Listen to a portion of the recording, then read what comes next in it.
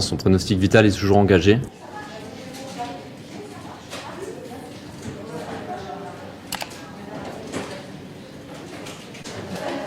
Donc il est toujours intubé, en coma artificiel qu'il lève parfois. Il est brûlé à 25% de son corps, principalement sur les bras, le dos et le visage. On peut voir son visage, on voit que la peau commence à cicatriser, mais c'est assez choquant de le voir comme ça.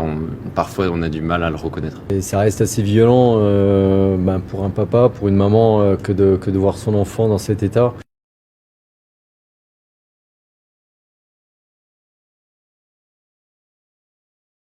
C'est lui qui nous a prévenu de ce qui lui arrivait. Il ne pouvait pas tenir son téléphone, mais néanmoins il nous a parlé, il nous a raconté ce qui s'était passé. Il a tenu à nous rassurer aussi également, nous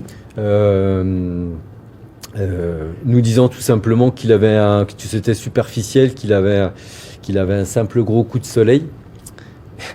Donc pour le coup, de simple gros coup de soleil, j'ai dit c'est un sacré menteur parce qu'en fait aujourd'hui il nous fait encore des frayeurs, mais ça le résume un peu dans la volonté de nous préserver.